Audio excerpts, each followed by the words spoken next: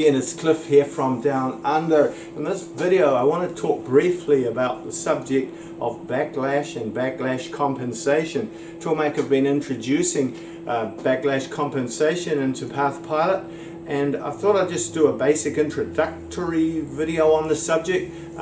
Really I haven't had time to get into it deeply, but I think it would be useful to have a bit of an introductory video just to get the discussion going on this subject. Alright, cheers.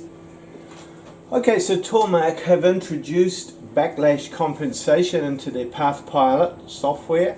If we put in here admin and we dial down, we can see various features or facilities. Get access backlash. If we click on that and press enter, you'll see here currently there's no backlash set in the software. But I'll just apply a bit of backlash and you can see how it works. So hopefully you can see down there. Oh, I'll just turn this around. Hopefully you can see the dial indicator down there as well as the screen. So see the dial indicator, I'll just wind it up to 0. That's a 1/100th of a millimeter dial indicator, like a half thou indicator. I'll click 0 there on the DRO and I'll change direction and listen to the numbers of clicks. This is in 2.5 micron, the very smallest one. So I've moved 1.5 hundredths here, and now the needle started to move. So I've got somewhere just over 1/100th of a millimeter. Let's do that again. Come around one way till it hits 0, 0 there, change direction, 2 microns, 5 microns, 7 microns, 1/100th, 12 microns, and it started to move at 15. So there's about 12 microns backlash in the y-axis. That's very low.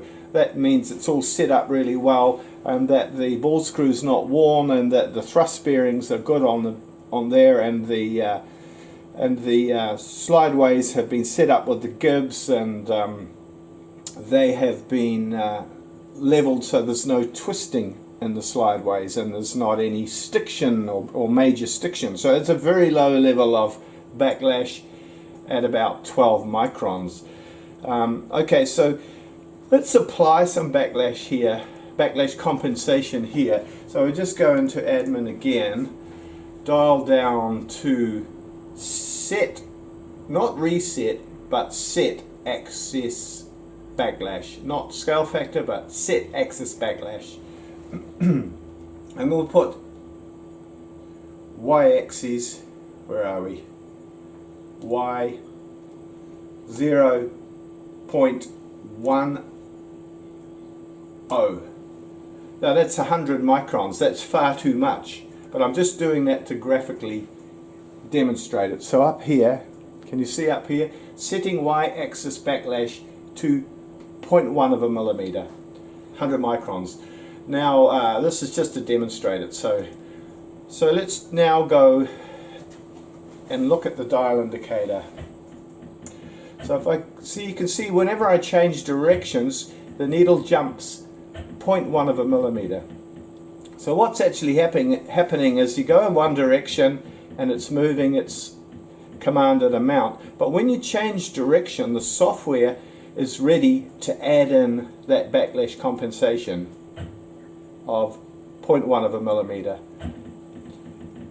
So that's too much backlash compensation, and that's not a good thing, because that is a rapid movement and it's slamming the screw up against making a movement in the system at high speed and too much of a movement. So you don't want to do that.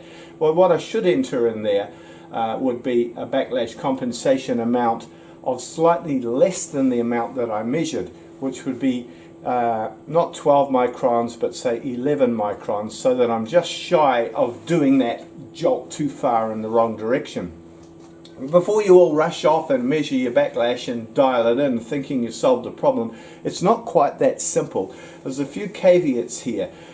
If you measure the backlash in different positions of traverse, then you'll find it varies, because the ball screw will be worn in different places, or the friction in the slideway will be different in different places, and you might get half a thou down one end and a thou down the other end. Towards the front might only be 2/10, and so on. Now, you mustn't set the backlash at more than the minimum amount, otherwise you're going to be getting this reverse slamming, and that's causing you more problems than it's solving. So it's at the moment you've only got one adjustment in X, Y and Z, and it's a very limited feature, a very limited facility, and it will only have a limited effect. But if you measure your backlash over a big area and you ascertain that the minimum amount is, let's say, half a thou, then you could apply just under that amount of backlash compensation into the system. So just beware of that. There'll be more discussions about this and over time, and hopefully I will get more deeply into it and do a video specifically on that subject. Alright, so that's clearly too much compensation. Let's put in a more realistic amount. So we'll begin to type admin, we'll scroll down and we'll look for, if we go reset axis backlash, it'll put it back to 0. If we go set axis backlash, then we can put in an amount. So we're going to put in Y 0.011. That's a little bit less than the measured amount.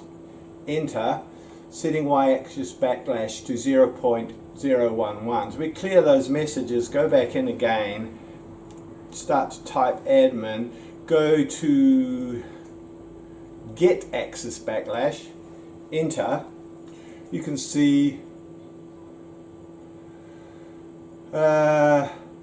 y-axis, so they're all on 0 except for the y-axis, which is 0.11.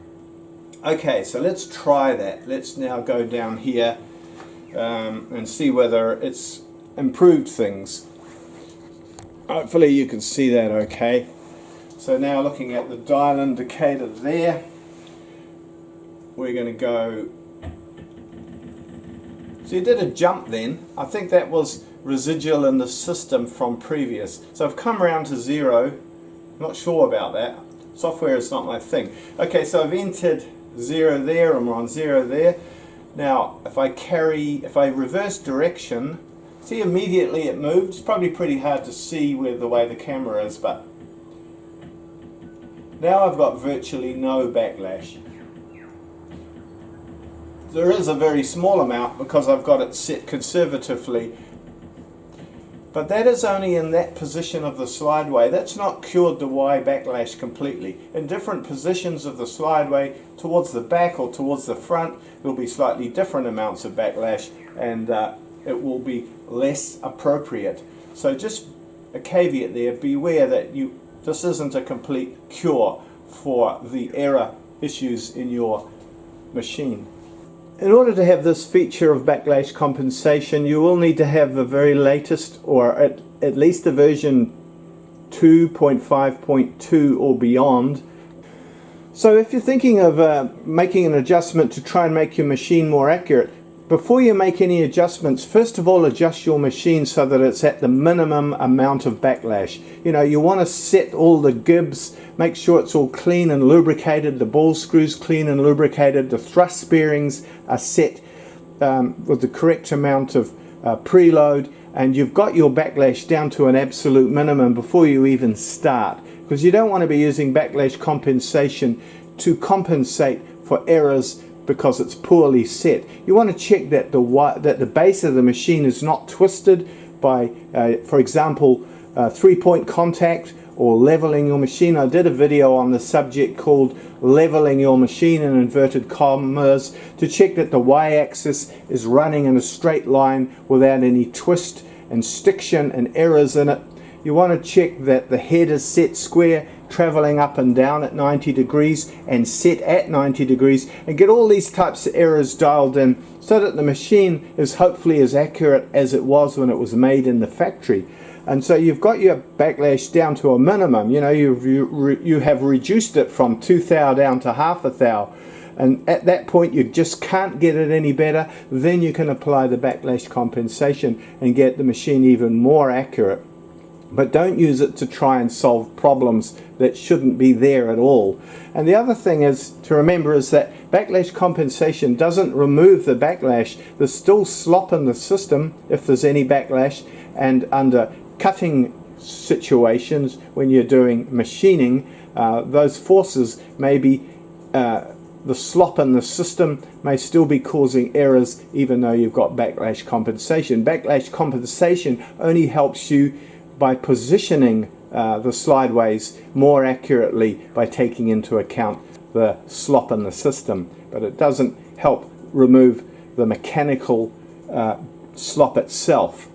Let's say this block represents your work, and let's say you've got it in the middle of the table. Say that's the sort of average job you do.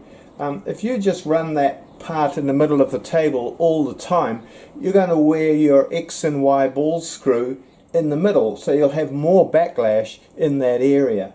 So it's a good idea to move your vise or your work to the left and the right, to the front and the back, so that you wear your X and Y ball screws more evenly over their length, and the backlash or the loss motion is more even over its traverse, over its length. But the wear is not just in the ball screw, but it's also in the slideways, and the clearance there can cause racking and other issues.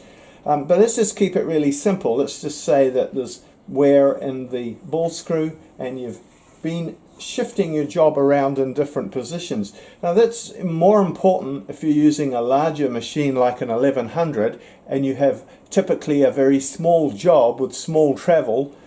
If you've got a small machine like a 440 and you're traveling to the maximum X and Y positions, you're wearing that small machine out much more evenly. But if you've got a big machine like an 1100 and you're just moving backwards and forwards a little bit, it's a good idea to vary the position of your work. And that brings up the subject of, well, let's say you're mainly running your job in the middle, which, you know, in reality that happens. We tend to do that. We're going to wear our ball screw and the X and the Y, and we're going to wear our slideways out more in the middle. So we might have 3 thou backlash on the X in the middle, but out on the ends it might only be 1 thou.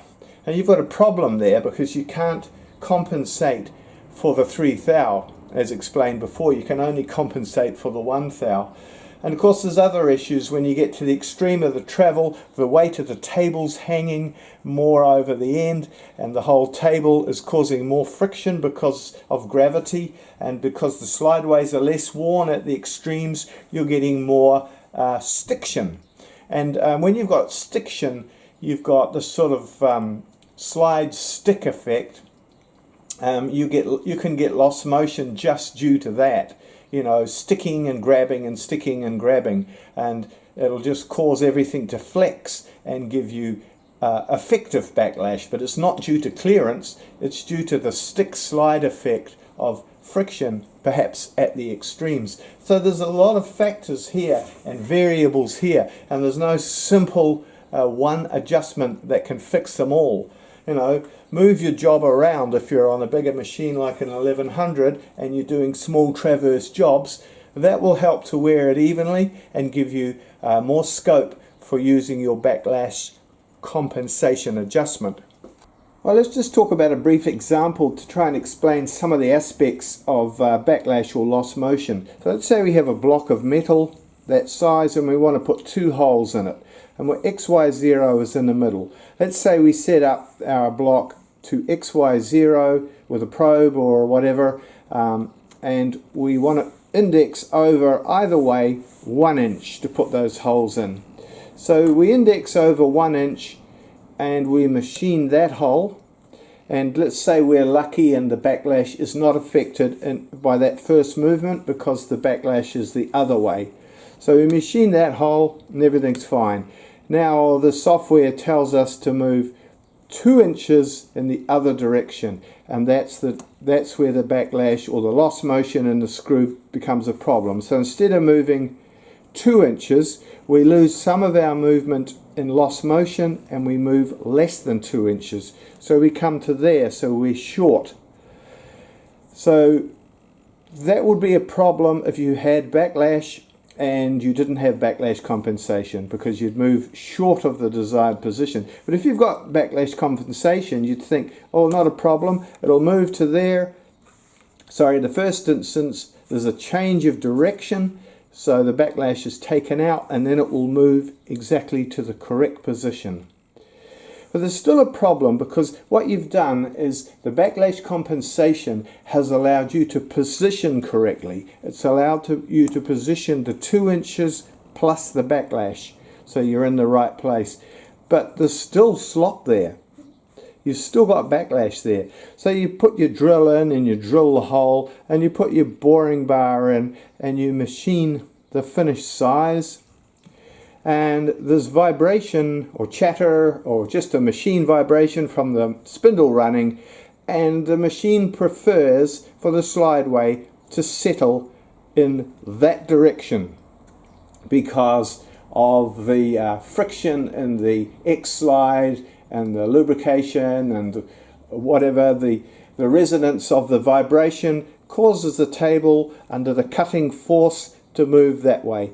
So the backlash compensation is not going to fix that cutting machining load, that vibratory load. It's only going to give you the initial position, and it may stay in place, and in some circumstances, in some situations, it may not stay in place. So backlash compensation will help you to position in the right place, provided you have the correct compensation set for that portion of your slideways. I gather on high-end machines like vertical machining centers, they have what's called ball screw mapping, and when the machine's built, the ball screw is measured in different positions along its length on the X, Y and Z, and the software is set up to compensate for errors. You know, the backlash compensation is built into the software in various positions. We don't have that level of sophistication in Tormach's Pathpilot. There's just the facility to make one adjustment per axis. And it is quite complicated, all the various types of issues you can get. There is more simplicity in the Z than there is in the X and the Y. In the Z you've got a vertical backlash or loss motion, but in the X and the Y there's an interrelationship between the two. You may think your backlash is all coming in the X from the X axis ball screw, but it may also be coming from the Y axis. The Y axis, when it changes direction, could be causing the table to rack like that and introduce an X issue. So the X slideway can affect the Y loss motion and vice versa. And so you look at it really closely, it's quite a complicated subject, and it varies from machine to machine and machine setup to machine setup and job to job. So we need to understand that using this compensation adjustment is not a cure-all for all of these issues, but if we understand what's going on, we can at least minimize the loss motion issue. Right, thanks for watching. Please put your comments underneath this video. It's a very interesting subject, and I hope to get into it more deeply in the future. Cheers.